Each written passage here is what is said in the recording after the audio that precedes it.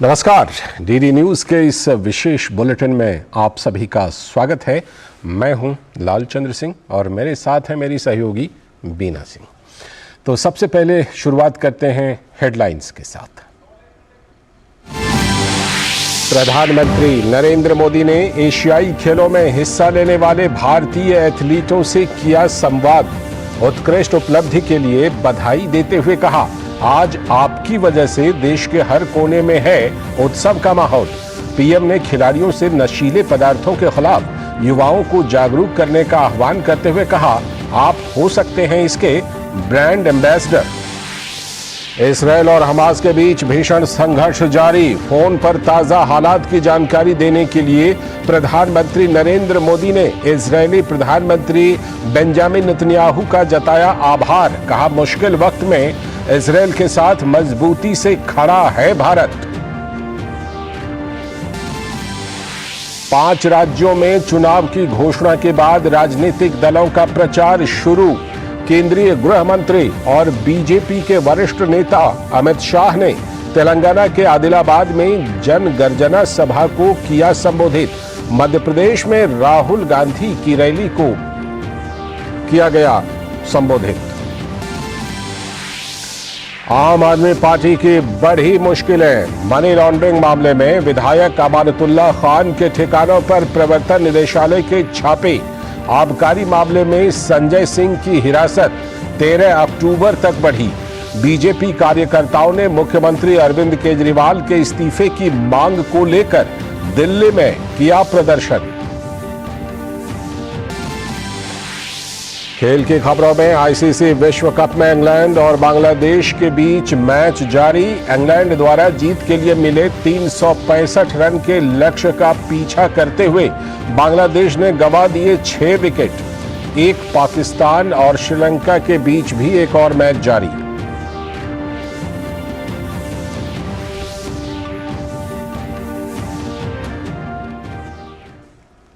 तो ये थी हेडलाइंस और अब देखते हैं खबरों को विस्तार से।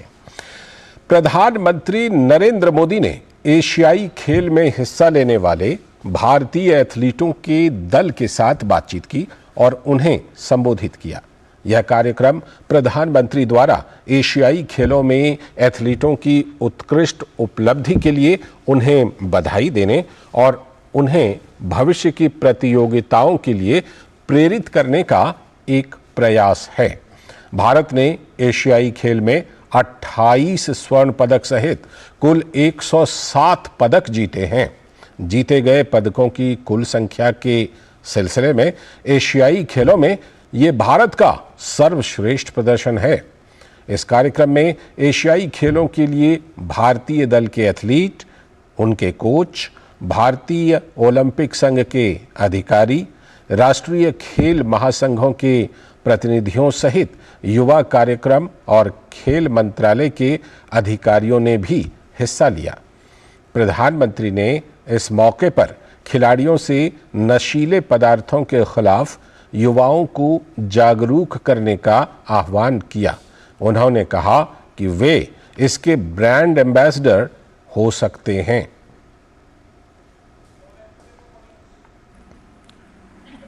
ड्रग्स के खिलाफ निर्णायक लड़ाई लड़ रहा है। ड्रग्स के दुष्प्रभाव के बारे में आप सभी बहुत अच्छी तरह जानते हैं। अनजाने में हुई डोपिंग भी किसी खिलाड़ी का कैरियर तबाह कर देती है।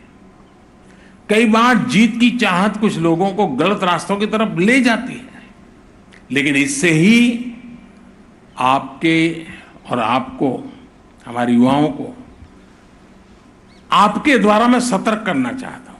आप हमारे युवाओं को सतर्क करें, क्योंकि आप सभी विजेता हैं और सही रास्ते पर जाकर के आप इतनी सिद्धि प्राप्त कर चुके हैं। तो गलत रास्ते पर किसी को जाने की जरूरत नहीं है, आपकी बात मानेगा और इसलिए आप इसमें बहुत बड़ा रोल प्ले कर सकते हैं। आप दृढ़ निश्चय और मानसिक शक्ति के प्रतीक है। सिर्फ शारीरिक शक्ति से मेडल नहीं आते जी, मानसिक शक्ति बहुत बड़ा रोल प्ले करती है। आप नशीली दवाओं के हानिकारक जो प्रभाव है उसके बारे में भारत की युवा पीढ़ी को शिक्षित करने के सबसे बड़े ब्रांड एम्बेसडर भी है। और भारतीय एथलीटों के दल को संबोधित करते हुए पीएम मोदी ने कहा कि उन्हें गर्व है कि हमारी नारी शक्ति ने एशियाई खेलों में बहुत अच्छा प्रदर्शन किया। यह भारत की बेटियों के सामर्थ्य के बारे में बताता है। मुझे इस बात का भी गर्व है कि हमारी नारी शक्ति ने इन खेलों में जबरदस्त प्रदर्शन किया है।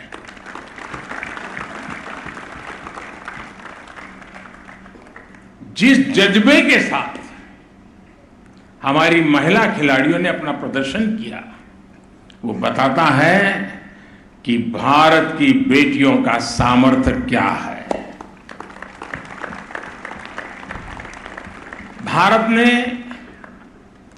एशियन गेम्स में जितने मेडल जीते हैं, उनमें से आधे से ज्यादा हमारी फीमेल एथलीट्स ने जीते हैं।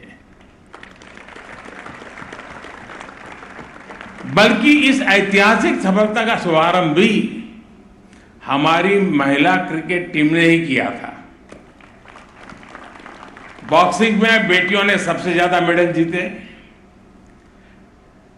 ट्रैक एंड फील्ड्स में तो ऐसा लग रहा था कि जैसे हमारी बेटियां सबसे आगे निकलने के लिए ही उतरी है।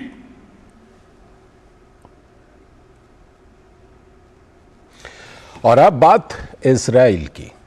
इजराइल के प्रधानमंत्री बेंजामिन नेतन्याहू ने प्रधानमंत्री नरेंद्र मोदी को फोन करके इजराइल हमास युद्ध की ताजा स्थिति से अवगत कराया। पीएम मोदी ने सोशल मीडिया प्लेटफॉर्म एक्स पर पोस्ट किया, मैं प्रधानमंत्री नेतन्याहू को उनके फोन कॉल और मौजूदा स्थिति की ताज़ा जानकारी प्रदान करने के लिए धन्यवाद देता हूं। भारत के लोग इस मुश्किल घड़ी में इजराइल के साथ मजबूती से खड़े हैं। भारत आतंकवाद के सभी रूपों और अभिव्यक्तियों की कड़ी और दो टूक निंदा करता है। और इस बीच हमास आतंकियों के हमले के 3 दिन बाद इजराइल ने गजा की सीमा पर फिर से नियंत्रण हासिल कर लिया है। इजराइल की सेना ने कहा है कि कल कोई भी आतंकवादी सीमा पार करके देश में नहीं घुसा। इस बीच इजराइल और फिलिस्तीनी आतंकी समूह हमास के बीच संघर्ष में मृतकों की संख्या 1600 के करीब पहुंच गई है। विभिन्न मीडिया रिपोर्ट के अनुसार इजराइल में 900 से अधिक लोग मारे गए और कम से कम 2600 घायल भी हुए और हमास ने अनेक लोगों को बंधक बना लिए हैं। उधर फिलिस्तीन में लगभग 700 लोग मारे गए हैं। इजराइल ने अभूतपूर्व कदम उठाते हुए 3 लाख आरक्षी बलों को काम पर बुला लिया है। उधर इजराइल ने दावा किया है कि लड़ाई शुरू होने के बाद अब तक 1,500 आतंकियों के शव बरामद किए जा चुके हैं।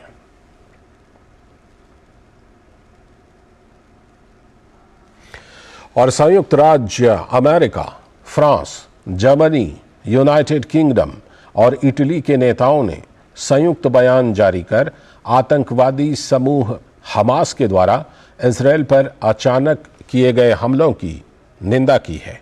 अमेरिका के राष्ट्रपति जो बाइडेन, फ्रांस के राष्ट्रपति इमैनुअल मैक्रों, जर्मनी के चांसलर स्कॉल्स, इटली की प्रधानमंत्री जियोर्जिया मेलोनी और ब्रिटेन के प्रधानमंत्री ऋषि सुनक ने एक संयुक्त बयान में कहा कि हमास के आतंकवादी कृत्यों का कोई समर्थन नहीं है। बयान में कहा गया है कि दुनिया ने देखा है कि हमास के आतंकवादियों ने परिवारों का उनके घरों में नरसंहार किया। एक संगीत समारोह में शामिल 200 से अधिक युवाओं की हत्या कर दी और बुजुर्ग महिलाओं, बच्चों और पूरे परिवारों का अपहरण कर लिया, जिन्हें अब बंधक बनाया हुआ है। बयान में कहा गया है कि उनके देश इस तरह के अत्याचारों के खिलाफ अपनी और अपने लोगों की रक्षा के प्रयासों में इजरायल का समर्थन करेंगे। इन नेताओं ने कहा कि वे फलस्तीनी लोगों की वैध आकांक्षाओं को पहचानते हैं, लेकिन हमास उन आकांक्षाओं का प्रतिनिधित्व नहीं करता है, क्योंकि यह फलस्तीनी लोगों को आतंक और रक्तपात के अलावा कुछ भी नहीं देता है। दूसरी ओर ऑस्ट्रिया और जर्मनी ने फलस्तीन को सहायता रोकने की घोषणा कर दी है।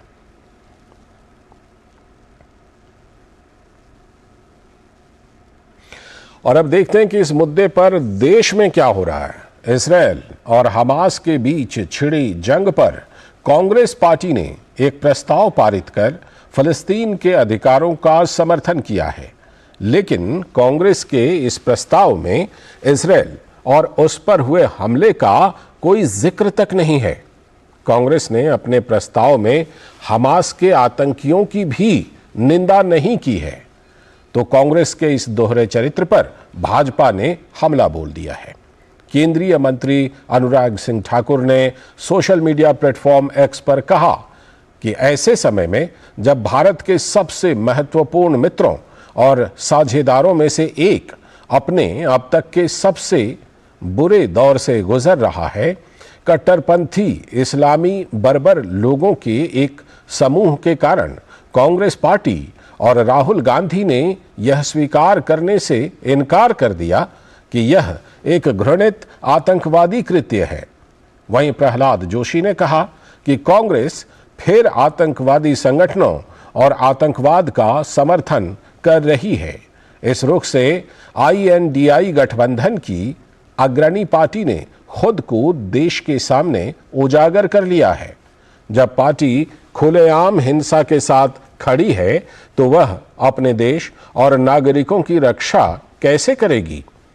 वहीं भाजपा नेता अनिल एंटनी ने भी कांग्रेस पर वोट बैंक के लिए हमास के आतंक पर खामोश रहने का आरोप लगाया है।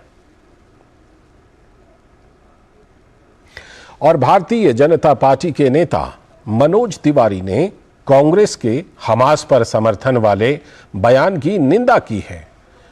कांग्रेस के ऐसे बयान इस बात का सबूत हैं कि वो हमेशा आतंकवादियों की समर्थन में खड़ी है।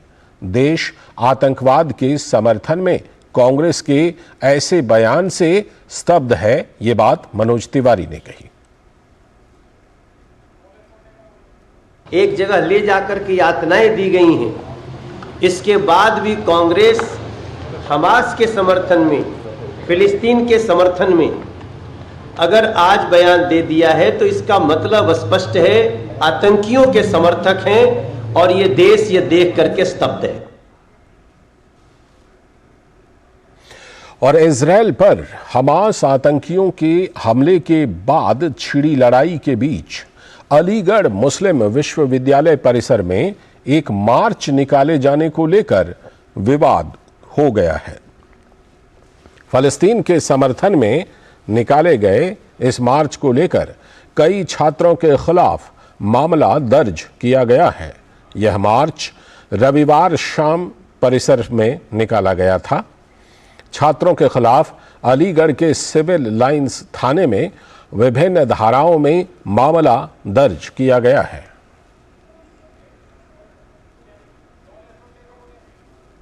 एक सूचना प्राप्त हुई थी जिसमें यह बात सामने आई थी कि एमयू परिसर के अंदर कुछ लोगों ने बिना अनुमति के एक अंतर्राष्ट्रीय प्रकरण को लेकर प्रोटेस्ट मार्च निकाला है, जिसमें कुछ आपत्तिजनक एवं भड़काऊ बातें कही गई।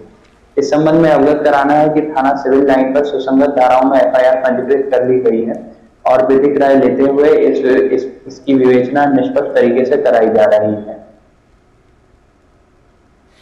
आगे की खबरों में प्रवर्तन निदेशालय यानी ED ने DMK पार्टी के सांसद और पूर्व केंद्रीय मंत्री A राजा की बेनामी कंपनी की 15 अचल संपत्तियों को जब्त कर लिया है।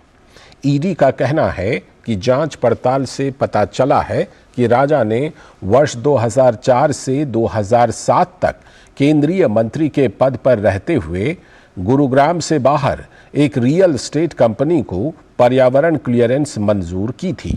एजेंसी ने दावा किया कि उस कंपनी ने इसके लिए पूर्व मंत्री को रिश्वत दी थी।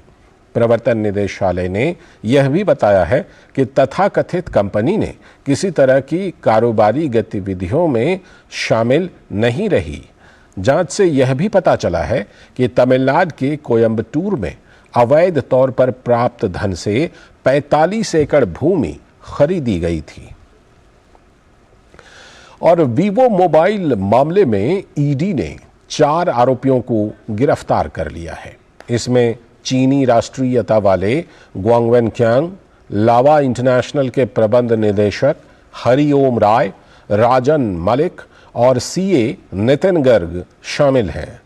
Messrs grand prospects international communication private limited नाम की एक कंपनी के खिलाफ दर्ज एफआईआर में उस कंपनी के शेयरधारकों के खिलाफ शिकायत दर्ज की गई थी कि उन्होंने अपने पहचान के दस्तावेज और अपना पता दोनों फर्जी दर्ज कराए थे और ईडी की गई जांच में इसकी पुष्टि भी हो गई थी। उसी जांच में यह भी सामने आया था कि ग्रैंड प्रॉस्पेक्ट्स के निदेशक वीवो के पूर्व निदेशक भी रहे हैं। उनके नाम पर देश भर में कुल 22 कंपनियां दर्ज हैं जिनके खातों से वीवो इंडिया को भारी मात्रा में धनराशि ट्रांसफर की गई थी।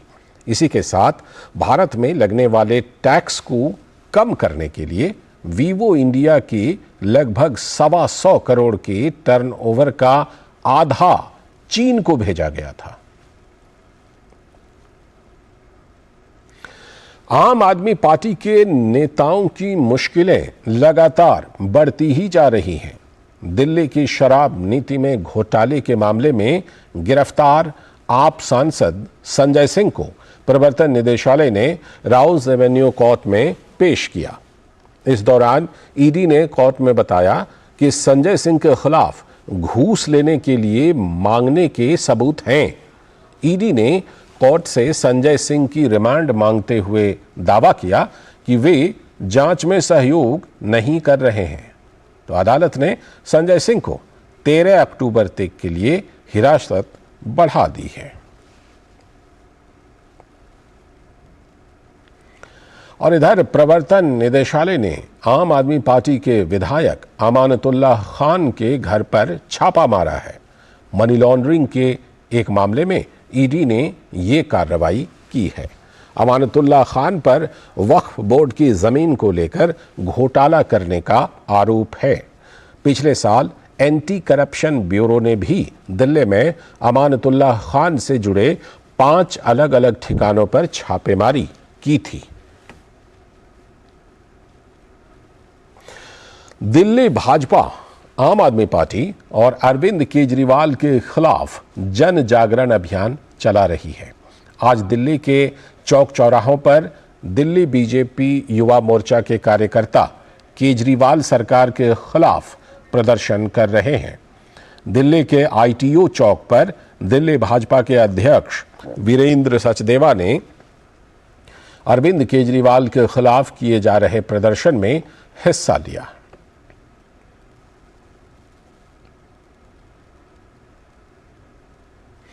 बुलेटिन में आगे देखेंगे कुछ और बड़ी खबरें, लेकिन फिलहाल वक्त है एक ब्रेक का। समाज की बेड़ियां तोड़कर हासिल किए अनोखे मुकाम, उज्जवल भविष्य के स्वप्न के साथ उन्मुक्त गगन में भरी उड़ान, बाधाओं के बंधन काटकर साबित की अपनी पहचान, जो अपने बुलंद हौसलों से सामाजिक बेड़ियां तोड़कर लिख रही है वीरता की गाथाएं। मैं उन्मुक्त, मैं स्वच्छंद, मेरा ध्येय अनंत, मेरी दिशा अनंत। मिलिए इन प्रेरणादायक शख्सियतों से मेरे साथ कार्यक्रम तेजस्विनी में, सिर्फ डीडी न्यूज पर। स्वागत है ब्रेक के बाद। आगे की खबरों में भारतीय जनता पार्टी के वरिष्ठ नेता और केंद्रीय गृह मंत्री अमित शाह ने तेलंगाना के आदिलाबाद में एक जनसभा को संबोधित किया। उन्होंने राज्य की केसीआर सरकार पर जमकर प्रहार किया। अमित शाह ने कहा कि केसीआर ने 10 साल सरकार चलाई, लेकिन गरीबों का कोई काम नहीं किया। ये केसीआर की जो सरकार है 10 साल तक चली। 10 साल तक केसीआर ने तेलंगाना के गरीब का काम नहीं किया। किया है क्या? जोर से बोलो, किया है क्या? किसान का काम नहीं किया। किया है क्या? दलित का भी नहीं किया और आदिवासी का भी नहीं किया। मुझे बताओ ट्राइबल भाइयों बहनों, केसीआर सरकार ने आदिवासियों के लिए कुछ भी किया है क्या? उन्होंने एक ही काम किया, 10 साल में केटीआर को मुख्यमंत्री कैसे बनाया जाए इसकी चिंता का काम किया है। ये जो मुख्यमंत्री है उनका एक ही लक्ष्य है, अपने बेटे केटीआर को मुख्यमंत्री बनाना। और हमारा लक्ष्य है आदिलाबाद के हर ट्राइबल जवान को नौकरी, शिक्षा और किसान के खेत में पानी पहुंचाना।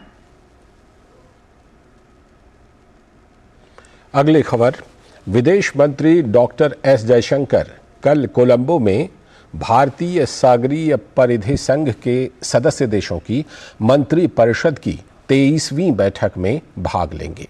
विदेश मंत्रालय ने कहा है कि इस बैठक में भारत वर्ष 2023 से 25 के लिए भारतीय सागरीय परिधि संघ के उपाध्यक्ष की भूमिका निभाएगा और बाद में वर्ष 2025 से 27 के लिए इस संघ के अध्यक्ष का पदभार संभालेगा। इस बैठक में भारतीय सागरीय परिधि संघ की हाल की गतिविधियों की समीक्षा की जाएगी और भविष्य में सहयोग की दिशा तय की जाएगी। डॉक्टर जयशंकर कोलंबो में द्विपक्षीय वार्ता में भी भाग लेंगे।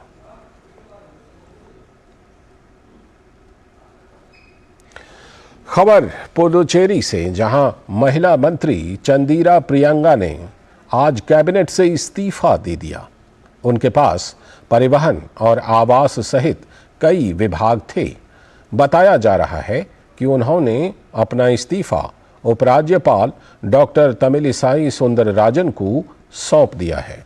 चंदीरा प्रियंका को नेदुंगड निर्वाचन क्षेत्र से विधानसभा के सदस्य के रूप में चुना गया था।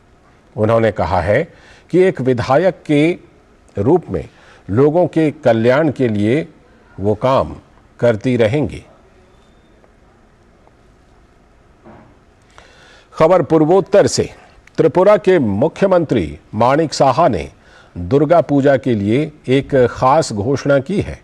त्रिपुरा राज्य के कुल 2056 राशन दुकानों से लाभार्थी पहली बार सरसों तेल रियायती दरों पर खरीद सकते हैं। 1 लीटर सरसों का तेल राज्य के सभी राशन के दुकानों में 113 रुपये में मिलेगी। इसी के साथ इन दुकानों में मीठे व्यंजन बनाने की सामग्री जैसे कि चीनी, सूजी, मैदा और आटा भी सब्सिडी दामों पर इन राशन दुकानों में उपलब्ध कराई जाएंगी। चुनावी चंदे के लिए इलेक्टोरल बॉन्ड स्कीम को चुनौती देने वाली याचिकाओं पर सुप्रीम कोर्ट 31 अक्टूबर से सुनवाई करेगा। कोर्ट ने कहा है कि सरकार समेत अगर कोई भी पक्ष लिखित जवाब दाखिल करना चाहता है तो वो 27 अक्टूबर तक जवाब दाखिल कर सकता है।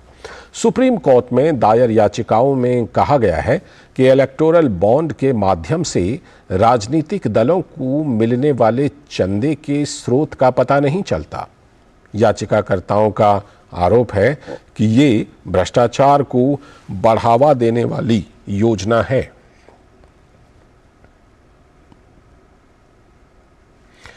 और सुप्रीम कोर्ट में मध्य प्रदेश में 27% ओबीसी आरक्षण से जुड़े मामले की भी आज सुनवाई हुई। याचिका में आरक्षण लागू करने पर हाई कोर्ट की अंतरिम रोक हटाने की मांग की गई है। अदालत ने मामले पर नोटिस जारी किए हैं। सुप्रीम कोर्ट में इसकी अगली सुनवाई नवंबर के पहले हफ्ते में होगी। ध्यान रहे कि मध्य प्रदेश में इस समय ओबीसी आरक्षण 14% है और इसे बढ़ाकर 27% करने की अधिसूचना पर हाईकोर्ट ने साल 2019 में अंतरिम रोक लगाई थी। इस रोक को ही हटाने के लिए सुप्रीम कोर्ट में याचिका दाखिल की गई है।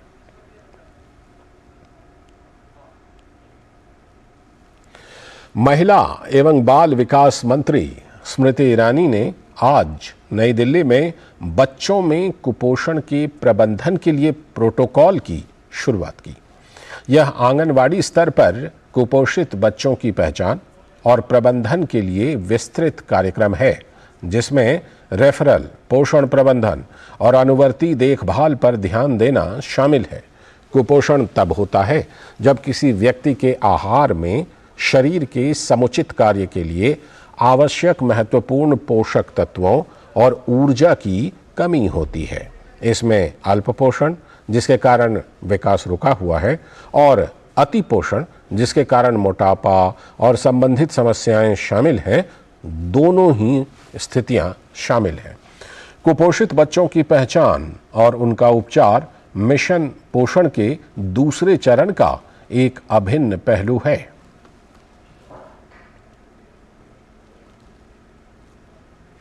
सिक्किम में बाढ़ के लगभग एक सप्ताह बाद भी सेना के जवानों सहित लापता लोगों की तलाश जारी है। सिक्किम और पश्चिमी बंगाल दोनों में तेस्ता बेसिन पर तलाश अभियान जारी है। दूसरी चुनौती उत्तरी सिक्किम की लाचेन और लाचुंग घाटी के अलग अलग गांवों के साथ सड़क और दूर संचार कनेक्टिविटी स्थापित करना है। इस बीच लगभग सभी फंसे हुए पर्यटकों को बचा लिया गया है।